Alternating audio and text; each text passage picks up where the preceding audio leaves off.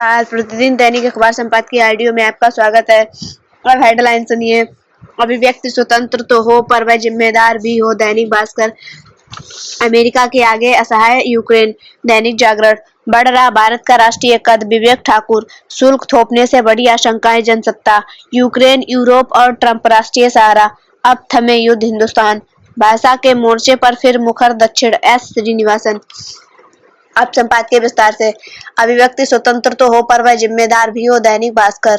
समाज बना तो कुछ अनिवार्य शर्तें भी बनी। उनमें सबसे पहले थी नैसर्गिक व्यक्तिगत मूल्यों को अक्षुण्ण रखते हुए सबका कल्याण सर्वोपरि रखना। कालांतर में बेनथम ने इसे सबके लिए सबसे बड़ा सुख, greatest happiness for the greatest number कहकर दुनिया के कानून का मूल मंत्र बना दिया।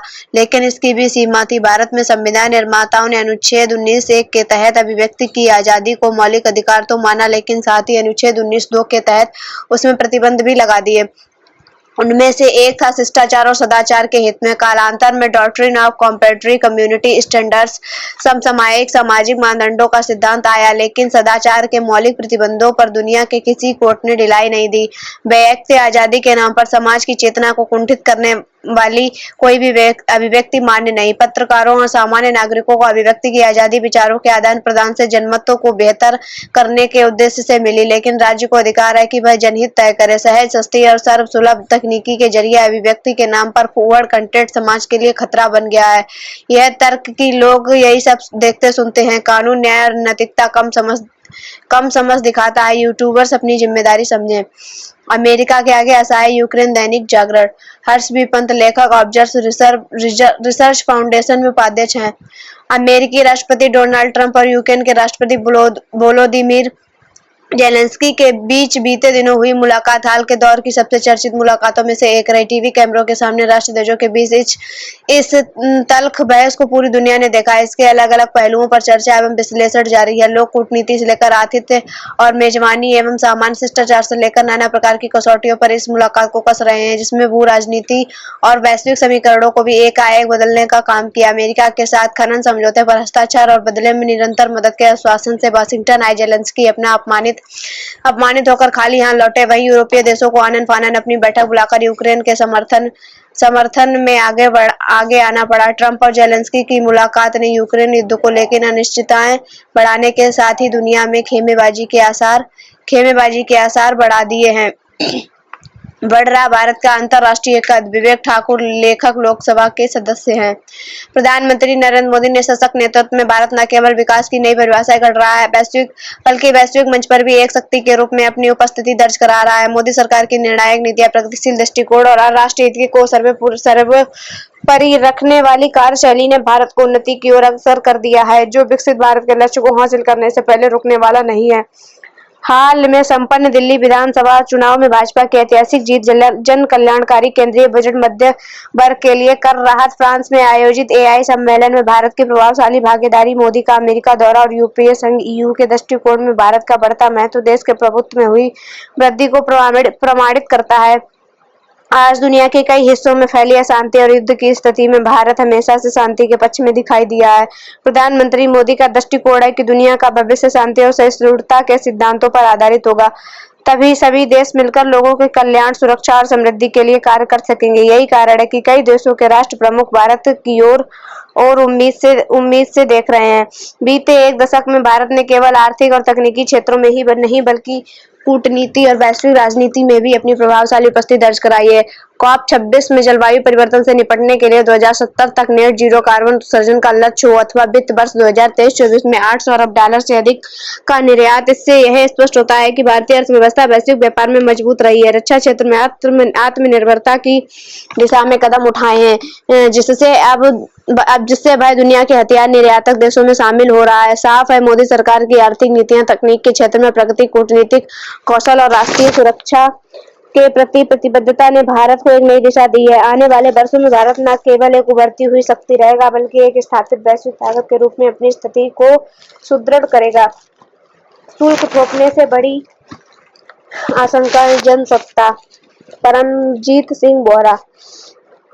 अमेरिकी राष्ट्रपति डोनाल्ड ट्रंप को कार्यभार संभाले 1 महीने से अधिक हो गया है। वैश्विक स्तर पर चर्चा है कि अमेरिका अपने दबदबे को तेजी से बढ़ाएगा। कुछ ये भी दिख रहा है। ट्रंप वर्ष 2024 में राष्ट्रपति चुनाव लड़ते समय कुछ मुद्दों पर बहुत आक्रामक रहे। इनमें विश्व के दूसरे देश के लिए आयात शुल्क में बढ़ोतरी हो या अमेरिका में रह रहे अप्रवासियों की नागरिकता की वैधता के संबंध में किए जाने वाले कुछ कठिन निर्णय। कोई दो मत नहीं, भारत की इन दोनों पक्षों पर राष्ट्रपति ट्रंप की नीतियों से प्रभावित होगा। अप्रवासी भारतीयों के संबंध में अमेरिका रुख साफ है। उसने हमारे नागरिकों को अवैध करार देकर अपने शुल्क को निकालना शुरू कर दिया है। ट्रंप ने विभिन्न आयातों पर शुल्क में बढ़ोतरी कनाडा और मैक्सिको से लेकर चीन तक पर थोप दी है। बीते दिनों प्रधानमंत्री मोदी की अमेरिका यात्रा के दौरान ट्रंप के साथ मुलाकात में पारस्परिक शुल्क के निर्णय की बातें पूरे वैश्विक मीडिया में छाई रहीं। अब इन पर आने वाले समय में क्या निर्णय होगा, देखने की बात है। यूक्रेन, यूरोप और ट्रंप। राष्ट्रीय सहारा अवधेश कुमार।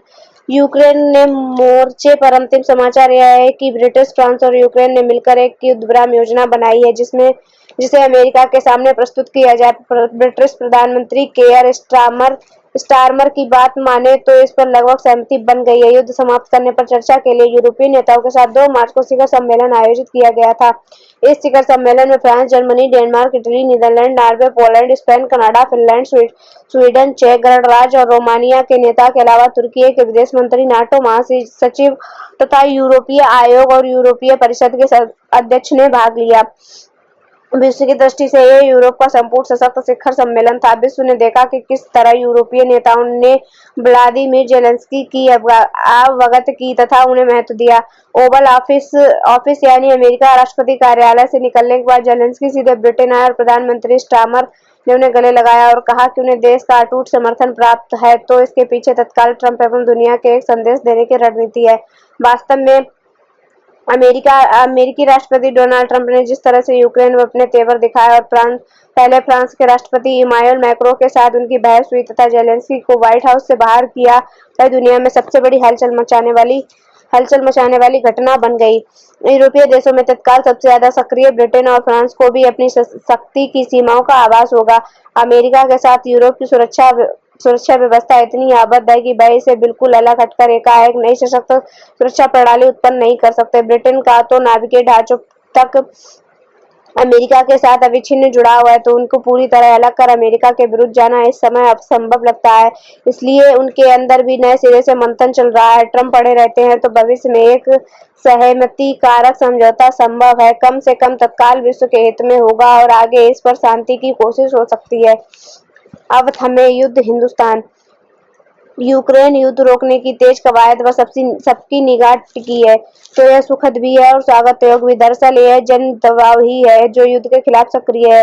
अमेरिकी राष्ट्रपति डोनाल्ड ट्रंप हो या रूसी राष्ट्रपति व्लादिमीर पुतिन या यूक्रेनी राष्ट्रपति वोलोदिमीर जेलेंस्की, ये तीनों नेता कहीं न कहीं युद्ध से निकलने की राह तलाश रहे हैं। यूरोप की दुनिया में नई बात यह हुई कि अमेरिका के सहयोग के लिए बिना यूरोपीय देश मिलकर युद्ध रोकने की सम्मानजनक राह तलाश रहे हैं। लंदन में यूक्रेन रक्षा शिखर सम्मेलन के बाद ब्रिटिश प्रधानमंत्री कीर स्टारमर ने दो टूक कहा कि यूरोपीय राष्ट्र इतिहास के चौराहे पर खड़े हैं और उन्हें यह समझना चाहिए कि केवल संवाद नहीं बल्कि कार्रवाई करने का समय है। बाकी युद्ध रोकने की सम्मानजनक राह खोजना आज समय की मांग है। डोनाल्ड ट्रंप चाहते हैं कि यूक्रेन स्वयं को आगे बढ़कर युद्ध से यूक्रेन को भी बहुत नुकसान हुआ, पर यह युद्ध वास्तव में रूस ने ही शुरू किया था। अब अगर यूक्रेन अपनी ओर से युद्ध रोकने की घोषणा करेगा तो न केवल उसका अपमान होगा बल्कि जेलेंस्की के तमाम फैसलों पर सवाल उठने लगेंगे। भाषा के मोर्चे पर फिर मुखर। दक्षिण। एस श्रीनिवासन, वरिष्ठ पत्रकार।